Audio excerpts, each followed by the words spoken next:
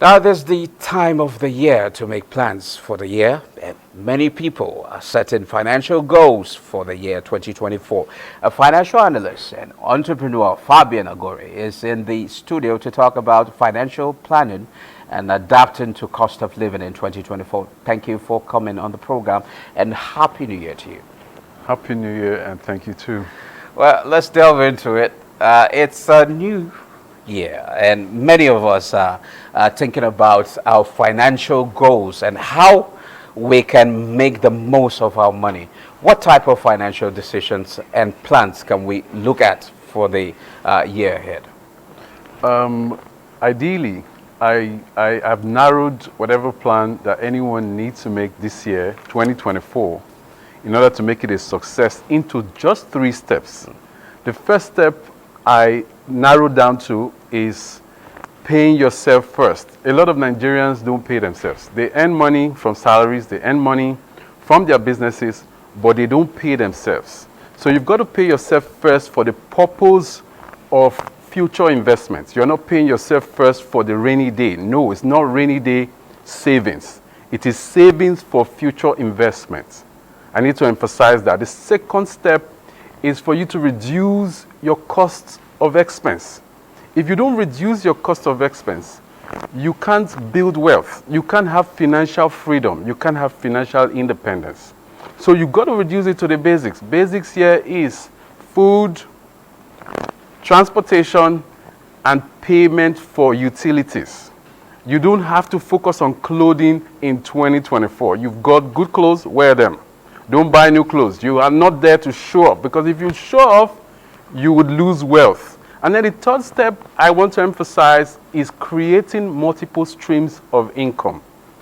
You've got to create streams of income. You already have salary.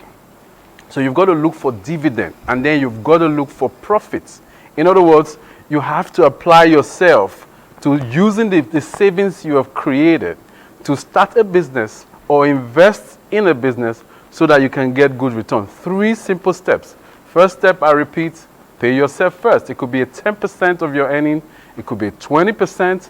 But millionaires across the world pay themselves 64% of their earnings, which is why their wealth continues to grow. So you could start small and then you grow yours, right? And then the second step, don't forget, reduce your cost, narrow it down to the basics. Basics now is food, what did I say, transport, and then payment of utilities, your NEPA bills. Reduce your cost of communication as well. And then the last one, create other streams of income. Thank you very much. Okay, now, New Year resolutions. Do you think we need to set them for financial plans? Yes, absolutely. In fact, I did one myself. And what did I say? And the one word that I used for my New Year resolution is the word frugality. You've got to be frugal. There's a law called Parkinson's law, and that law states that your spending would always rise to meet your income. Your spending would always rise to meet your earning. So if you don't figure a way to break out of Parkinson's law, you remain poor. So you've got to learn to reduce your spending through frugality. Frugality now means you've got to delay gratification. If you want an iPhone 15 Pro Max, you leave it for now, you take that money and you invest it instead. So we need that sort of resolution in 2024. Because like you already know, there are policies the government have put in place that have made inflation very high, so you've got to reduce your cost of living in order for you to be financially independent. Thank you. Okay, now, in light of, or how do I even put it, what strategies do you recommend for individuals looking to overcome the cost of living in Nigeria? I mean, the reality is before us. Petrol price has gone up. Inflation has also taken a toll on Nigerians. Of course, the basic things we normally spend less money on, we now spend more money on.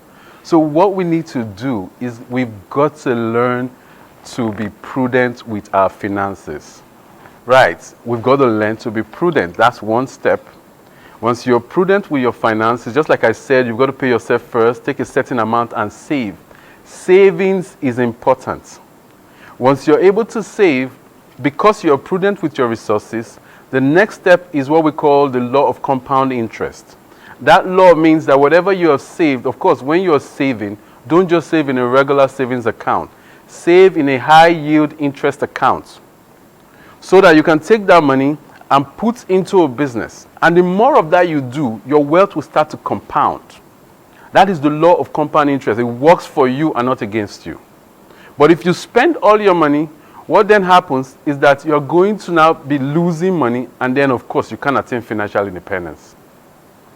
Okay. Let's now look at personal budgeting now. How important is budgeting in managing personal finances, and what practical tips can you offer for effective budgeting in Nigeria? Now you have 100% of your earnings. Let's say you pay yourself first at 20%. What you have left is 80%.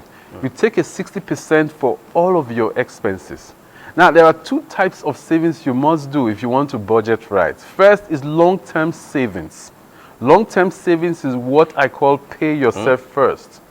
And then the second part is you take a 60% of your earning and you put all of those money into your food, your transportation, and the payment of your utilities. And then the last 20%, you save away for short-term expense. Because there are unforeseen expenses that will come up, and if you don't save for them, you will end up borrowing. Now, the Parkinson law is very critical. I would like to emphasize it here again. It states that your expense would always rise to meet your income. Those who become financially independent break the Parkinson's law. In other words, they break out of it. So you've got to break out of it with this budgeting strategy I've just told you. It's called a 20-60-20. 20 is for long-term saving, for investment. Don't forget, it's not for the rainy day. 60 is for your expense, and then 20 is for your short-term expenses, okay? So this is important because if you don't budget right, you will find yourself spending above your earnings. Do you know that if you're paid 3 million naira today, the Parkinson laws can actually affect you? You see yourself spending all 3 million naira in a month? If you can't live within your current income and save in it, you cannot save when your income increases. Now, Mr. Fabian Agore, given the fluctuating currency exchange rates, what advice do you have for individuals managing foreign currency transactions as part of their financial plans? Currently, the exchange rate is fluctuating, no doubt. I also do import business. I do import business because I import stuff from the US. So partly what I'm looking at now is looking at locally produced items that I can supply within Nigeria. So my advice is we should look locally. We should produce locally. We should buy locally. And that would also impact on the exchange rates of Nigeria, because if we do a lot of demand from overseas, like a lot of importation, we're going to have a higher demand on the dollar, and that is why the exchange rate is going up. So if we look within and focus our attention internally and even think about exporting, we are going to positively impact on the exchange rate. In other words, the exchange rate will start to come down instead of what it is now going up on a daily basis. So we've got to look within. Thank you.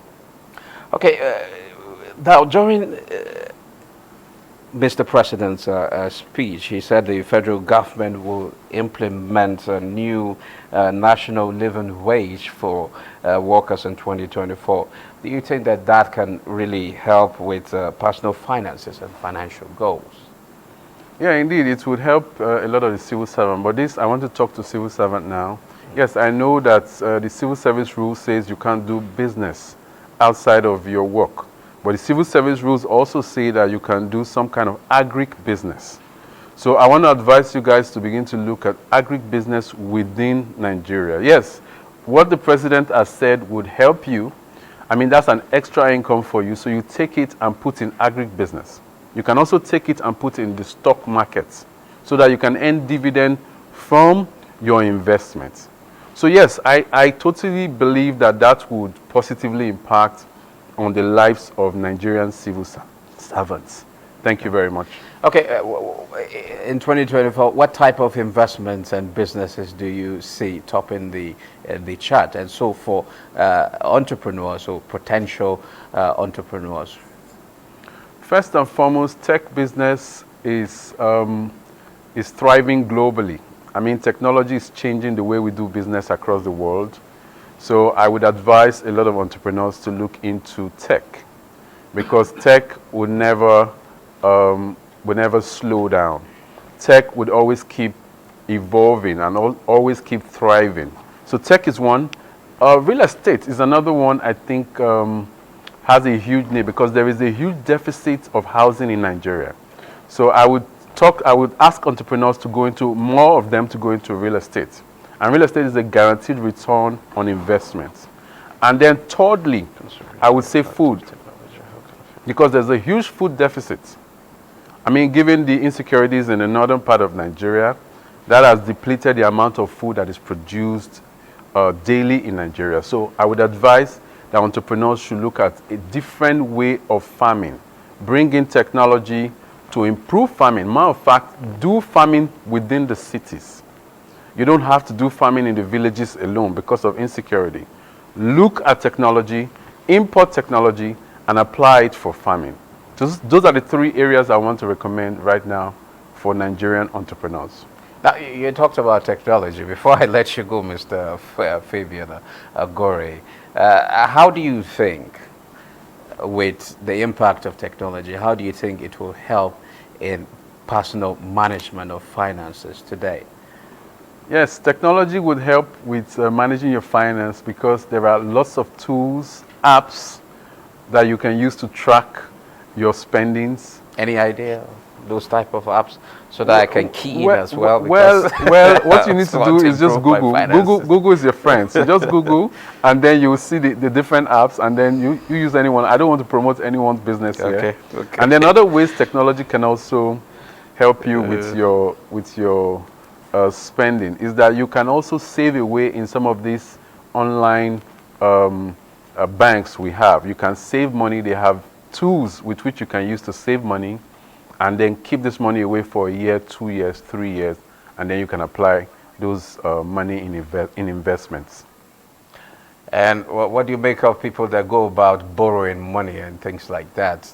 Is it something that should be encouraged in 2024? Because there's this report, particularly that said about over 700 billion was borrowed for personal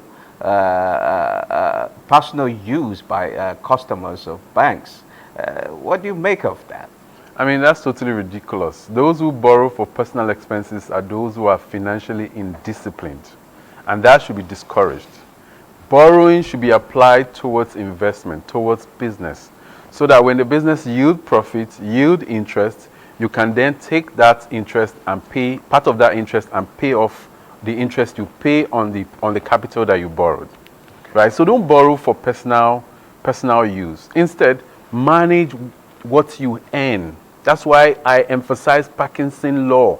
The reason why a lot of people borrow is because they are breaking Parkinson's law. In other words, Parkinson's law is working on them.